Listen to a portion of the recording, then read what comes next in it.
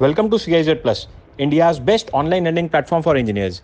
Rajasthan junior engineer की सरल preparation करने के लिए इस चैनल को सब्सक्राइब करें और बेल बटन आइकॉन भी ज़रूर दबाएं ताकि आपको latest news, tips and tricks, strategies आपको मिलती जाएं। So, hello friends, myself Akshay Raj Agarwal from CIZ Plus. So we are here again with the next lecture of this series. तो हम जो सीरीज कर रहे हैं that as you already know हम previous year question series कर रहे हैं and previous year question series में हम देख रहे हैं RSM SSB के जूनियर इंजीनियर एग्जाम्स। सो आप इस पर्टिकुलर सीरीज के प्रीवियस लेक्चर्स को भी ज़रूर देख लें। ये है लेक्चर नंबर 6। सो हम हर लेक्चर में 20 टेक्निकल क्वेश्चंस देखते हैं। ये जो पर्टिकुलर एग्जाम है ये 2016 में आया हुआ है, जिसका पेपर कोड है 19। तो आप ये पेपर डाउनलोड कर सकते हैं फ्रॉम आर वेबसाइट CIZplus.com पर जाकर आपको एक कोर्स मिल जाएगा, वहाँ पर आप कर सकते हैं स्टार्ट। एंड बिलीव मी, मैं SDO और JEE के एग्जाम्स को बहुत क्लोजली ऑब्जर्व करता हूँ। अगर आप एक पर्टिकुलर स्टेट की प्रिपरेशन कर रहे हैं और अगर आपने प्रीवियस ईयर क्वेश्चंस अच्छे से कर लिए हैं तो डेफिनेटली आपका 100% बहुत ही चांसेस 100% ही ब्राइटन अप हो जाते हैं शुड से, अगर आपने उसके प्रीवियस ईयर क्वेश्चंस कर लिए हैं। सिर्फ प्रीवियस ईयर क्वेश्चन को रट्टा नहीं मारना, उसके कंसेप्ट आपको क्लियरली समझ में आ जाने चाहिए। तो आई एम क्वाइट श्योर कि यहाँ पर जितने भी स्टूडेंट्स हैं वो हमारे साथ इस चैनल को सब्सक्राइब कर चुके होंगे। अगर आप फर्स्ट टाइम व्यू कर रहे हैं तो इसको चैनल को सब्सक्राइब कर लें, वीडियो को लाइक कर दें, शेयर कर दें। डिस्क्रिप्शन बॉक्स में व्हाट्सएप लिंक है, सब लोग ज्वाइन कर लें क्योंकि हम व्हाट्सएप पर रेगुलर अपडेट्स देते हैं। टेलीग्राम ग्रुप ज्वाइन कर लें and last but not the least, do not forget to sign up on CIZplus.com। CIZplus.com पर हमारा एक कंप्लीट पैकेज आ चुका है जिसका नाम है wholesome diet pack. RSM SSB JEE के लिए, राजस्थान के जूनियर इंजीनियर के लिए होलसम डाइट पैक अब हम लॉन्च कर चुके हैं। हमने इसको कुछ दिन पहले, 2 दिन पहले लॉन्च किया है। तो अब आप वो आपके लिए पैक है जो आपके लिए बहुत ज़्यादा यूजफुल होगा। So okay, now we shall start with this question number 61। So ये 61 क्वेश्चन नंबर है। For any star to be a circumpolar star. तो अभी ये जो क्वेश्चन शुरू हो गए हैं ये हो गए हैं सर्वेइंग से शुरू। टॉपिक है सर्वेइंग के क्वेश्चंस अब शुरू हो चुके हैं। So for any star to be a circumpolar star, ये 4 ऑप्शंस हैं। Declination must be 0 degree, declination must be 90 degree, hour angle must be 180 degree, distance from the pole must be less than latitude of the observer. तो इसका क्या answer है दोस्तों? तो सर्कमपोलर star क्या होता है? सबसे पहले आपको ये समझ में आना चाहिए, सर्कमपोलर स्टार वो होता है जो कि पोल्स के आसपास होता है, थोड़ा पास होता है पोल से। सो इसीलिए, क्योंकि सर्कमपोलर का अगर मैं इंग्लिश मीनिंग देखूंगा ना, ऑक्सफोर्ड मीनिंग अगर आप इसका देखेंगे डिक्शनरी मीनिंग, तो सर्कमपोलर का मतलब है कोई भी ऐसी चीज जो कि अर्थ के पोल्स के पास है, इक्वेटर के पास नहीं है, पोल्स के पास है। नॉर्थ पोल हो या साउथ पोल हो, पोल्स के पास है। तो इसीलिए इसका ऑप्शन 4 करेक्ट है। Distance from the pole must be less, it must be less than the latitude of the observer. तो इसका करेक्ट आंसर होगा ऑप्शन नंबर डी। ये समझ गए सर्कमपोलर का मतलब, समझ गए हैं? इसका क्वेश्चन, इसका ऑप्शन होगा 4। इन जनरल जो इसका डेक्लिनेशन होता है ना सर्कमपोलर का, that is declination is greater than 35 degree in general. ठीक है, ओके, रीडेबल है, थैंक्स थैंक्स। तो डेक्लिनेशन 35 डिग्री से ज़्यादा होता है इन जनरल, तो इसीलिए ऑप्शन 1 और 2 दोनों गलत हैं, ये भी गलत है। Distance from the pole must be less, तो ये समझ गए सर्कमपोलर स्टार मतलब जो पोल्स के साथ हो। मैं बार बार इसलिए बोलता हूँ तो आगे आपको याद हो जाए। आगे चलते हैं क्वेश्चन नंबर 62 पर। सो क्वेश्चन नंबर 62 क्या है? The altitudinal distance of geostationary satellite from the earth is about. So altitudinal distance geostationary satellite का कितना होता है? So that is 36,000 kilometre. अगर मैं एग्जैक्ट कहूंगा ना तो वो 35,800 किलोमीटर होता है। अब ये सबसे पहली बात ये है कि जियो स्टेशनरी होती क्या है? जियो स्टेशनरी सैटेलाइट मूव तो करती है बट उसकी relative motion with respect to earth नहीं होती है। It is geostationary, it is at rest with respect to earth. तो जैसे अर्थ मूव करती है ना, उसी के अकॉर्डिंग वो सैटेलाइट भी मूव करती है। तो हमें अर्थ से लगता है कि वो अपनी स्टेशनरी पोजीशन पर है, वो मूव तो कर रही है but with respect to earth उसका मूवमेंट नहीं हो रहा है। ठीक है, it does not move at all with relative to the ground. ठीक है, और ये डायरेक्टली इक्वेटर के ऊपर होती है। जस्ट मैं आपको कुछ और बातें बता रहा हूँ। It is directly above the equator, जिसका इसेंट्रिसिटी और इंक्लिनेशन जीरो रहता है। ये ध्यान रखना, ये जो डिस्टेंस मैंने आपको बताया 35,800 किलोमीटर, ये अबव द इक्वेटर है। बस आपको ये की टर्म्स याद रख लो। वैसे ये एस्ट्रोनॉमी है, बहुत बड़ा साइंस है ये। आपको जो पेपर के लिए याद रखना है वो की टर्म्स याद करा रहा हूँ। ये अबव द इक्वेटर होता है, ये डिस्टेंस अबव इक्वेटर है, और इसेंट्रिसिटी जीरो है, इंक्लिनेशन जीरो है। ठीक है, आगे चलते हैं। तो जियो स्टेशनरी का मतलब याद रखना, मूव तो करती है but relative motion with respect to earth is zero. आगे चलते हैं, क्वेश्चन नंबर 63। क्वेश्चन नंबर 63 क्या है? Process of turning the telescope about the vertical axis in a horizontal plane. So in a horizontal plane, अब telescope को आपने turn करना है अबाउट द वर्टिकल एक्सिस। इसको क्या कहते हैं? Reversing, plunging, swinging, transiting. So swinging is correct. ये ध्यान रखना, स्विंगिंग किसको कहते हैं? जब आप वर्टिकल एक्सिस, ये है वर्टिकल एक्सिस, वर्टिकल एक्सिस के अबाउट ऐसे करके रोटेट करते हैं इन अ हॉरिजॉन्टल प्लेन। तो टेलीस्कोप को जब आप इस प्लेन में, हॉरिजॉन्टल प्लेन में रोटेट करेंगे, उसको हम स्विंगिंग करना कहते हैं। ये याद कर लो, ये छोटी छोटी बातें हैं बट इंपॉर्टेंट है। अब आगे चलते हैं 64th क्वेश्चन पर। सो 64th क्वेश्चन क्या है दोस्तों? A well conditioned triangle. ये भी क्वेश्चन एक सर्वेइंग का क्वेश्चन है। Well condition triangle has angles not less than and more than. तो वेल कंडीशनड ट्राइंगल क्या होता है? So the correct answer is 30 degree and 120 degree. Option C is correct, option 3 is correct. अब यहाँ पर, इससे पहले कि मैं अगले क्वेश्चन पर जाऊं, मैं इसके बारे में थोड़ा सा बताना चाहता हूँ। दो तरह के ट्राइंगल्स होते हैं, सुन लो जरा ध्यान से। इस पेपर में वेल कंडीशन ट्राइंगल का पूछा गया था, हो सकता है अगले पेपर में जो आपको पूछा जाएगा उसमें कुछ और पूछ लें। सो दो तरह के ट्राइंगल्स होते हैं, एक होता है वेल कंडीशन ट्राइंगल और दूसरा होता है इल कंडीशन ट्राइंगल। वेल कंडीशनड मतलब जिसके सभी एंगल्स 30 डिग्री से ज़्यादा हों और 120 डिग्री से कम हो। जो सबसे अच्छा वेल कंडीशन ट्राइंगल है ना, वो है इक्विलेटरल ट्राइंगल। तो क्योंकि इक्विलेटरल ट्राइंगल के सभी एंगल 60-60 डिग्री होते हैं, तो ये परफेक्ट वेल कंडीशनड है। जो इल कंडीशनड ट्राइंगल है, वो है जिसका एंगल मान लीजिए ऐसा है, कुछ ऐसे। तो ये एंगल मान लो 20 डिग्री है। तो अगर ये 20 डिग्री है, इसका मतलब ये इल कंडीशनड ट्राइंगल हो चुका है। ठीक है, क्योंकि ये 30 डिग्री से कम हो गया या फिर 120 से ज़्यादा हो जाए। अब इंपॉर्टेंट बात है कि इसको वेल कंडीशन इसलिए कहते हैं, जो 30 और 120 के बीच में आता है, क्योंकि ट्रायंगुलेशन सर्वे होता है ना, सबको पता है ट्रायंगुलेशन सर्वे क्या होता है। ट्रायंगुलेशन सर्वे में हम एक एरिया को कई डिफरेंट ट्रायंगल्स में डिवाइड कर देते हैं, कई डिफरेंट डिफरेंट ट्रायंगल्स में डिवाइड कर देते हैं। तो जब मैं डिफरेंट ट्रायंगल्स में डिवाइड करता हूँ ना, it is not suitable for triangulation survey. उसके एपेक्स पॉइंट्स भी हमें क्लियरली पता नहीं होते। ठीक है, हम चाहते हैं कि ट्रायंगुलेशन सर्वे में सभी ट्रायंगल्स वेल कंडीशनड हों। सिमिलरली चेन सर्वेइंग में भी जो एपेक्स पॉइंट्स हैं वो बहुत क्लियरली डिस्टिंक्टली अवेलेबल नहीं होते, तो कंसिडरेबल एरर आ जाती है। अगर मैं चेन सर्वेइंग में भी कर रहा हूँ ना, तो अगर इल ट्रायंगल्स होंगे, इल कंडीशन ट्रायंगल होगा, तो कंसिडरेबल एरर विल अराइज। तो इसलिए हमेशा वेल कंडीशन ट्रायंगल कहते हैं। तो ये सर्वेइंग का क्वेश्चन है, याद रखना है, 30 डिग्री से 120 डिग्री के बीच में। अब आगे चलते हैं। Yes, it reduces errors. आगे आगे चलते हैं क्वेश्चन नंबर 65 पर। अब ये क्वेश्चन नंबर 65 देखिए। आप सिर्फ ऊपर वाला देखा करो, जो नीचे वाला होता है ना वो हिंदी का है, तो हिंदी का वो इनकरेक्ट आता है। आप 65th क्वेश्चन देखें। If magnetic declination at a place is 7 degree 20 minutes west and bearing given by compass is 45 degree 40 minutes east, then true bearing of the place is। Magnetic declination जब हमने देखनी होती है ना, मैग्नेटिक डेक्लिनेशन होती क्या है? ये मान लो मैंने ट्रू नॉर्थ और ट्रू साउथ बनाया, इसको मैं ट्रू नॉर्थ लिख लेता हूँ और इसको मैंने ट्रू साउथ लिख लिया। ठीक है, अब क्या है, ये क्या है, ट्रू वेस्ट और ट्रू ईस्ट।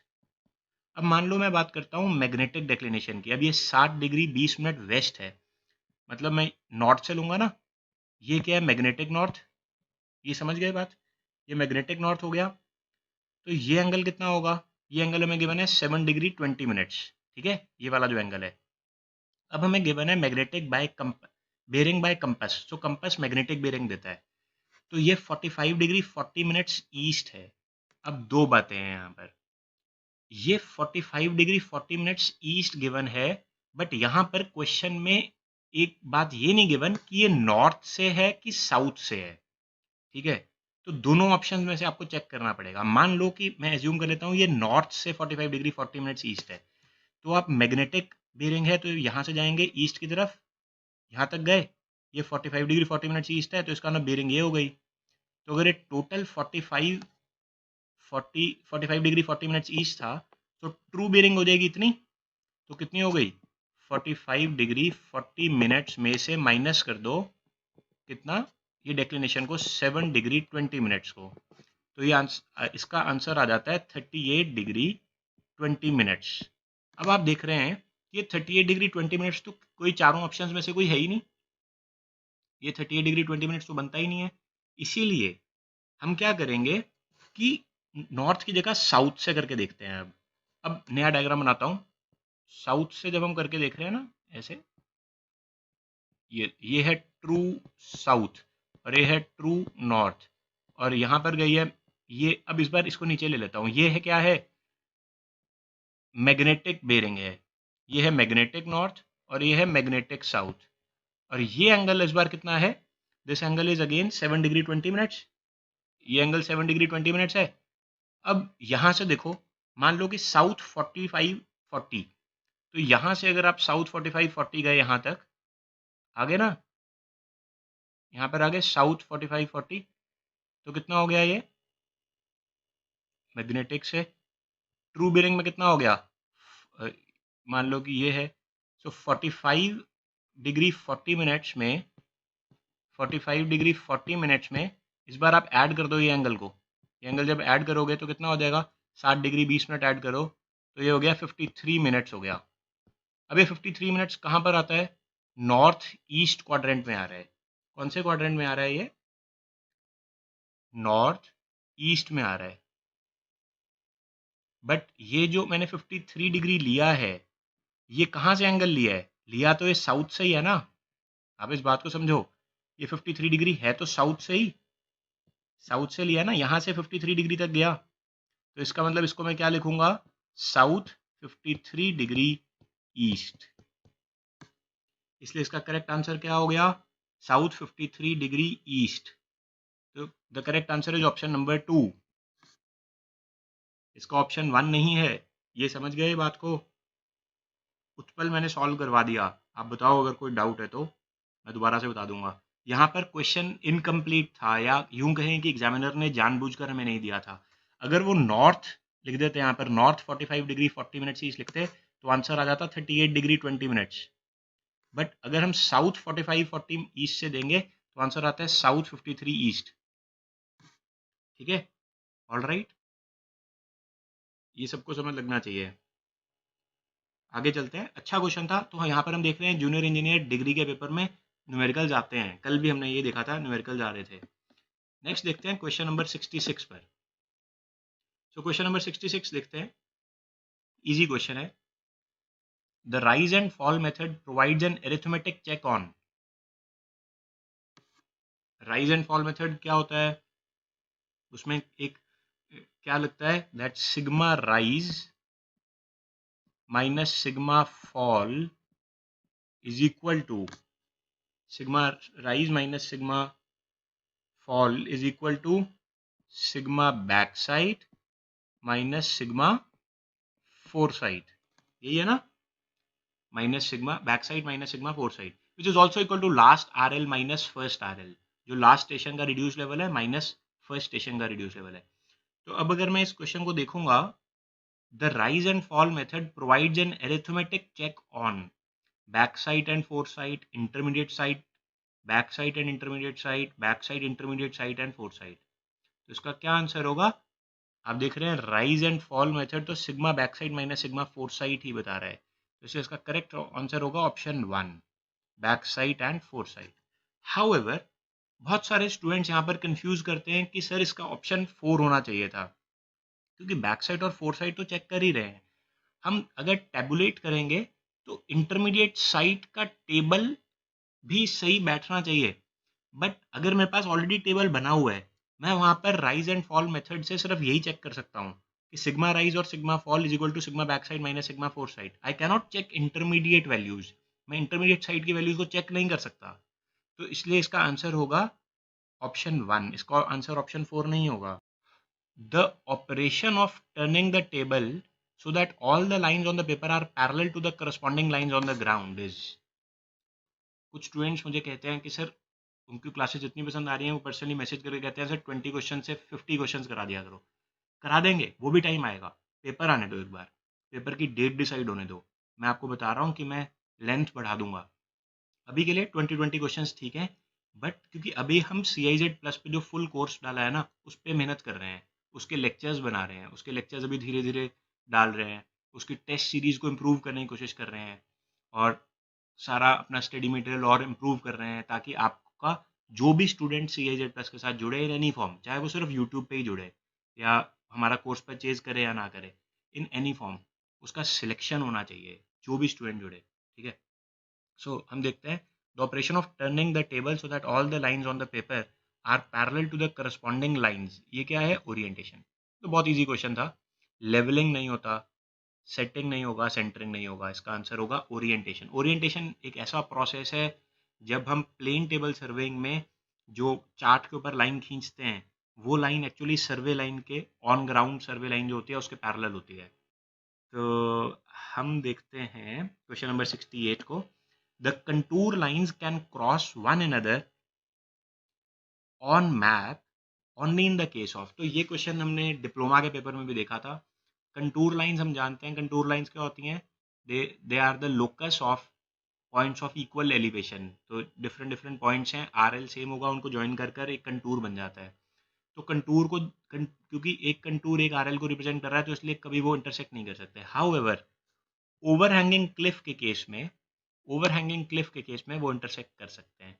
ओवरहैंगिंग क्लिफ मतलब जैसे मान लो कुछ इस तरीके से, ये ग्राउंड लेवल है, तो ये ओवरहैंगिंग क्लिफ है, ये पॉइंट है ऊपर और इसके ये वाला पॉइंट नीचे है। मतलब अगर मैं इस पॉइंट को देखूंगा, इस पॉइंट पर दो RL हैं, एक ये RL है और एक ये RL है, ठीक है।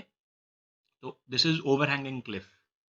वर्टिकल क्लिफ और ओवरहैंगिंग क्लिफ में फ़र्क है। वर्टिकल क्लिफ होती है सिंपल ऐसी, मान लो ऐसे, this is a vertical Cliff.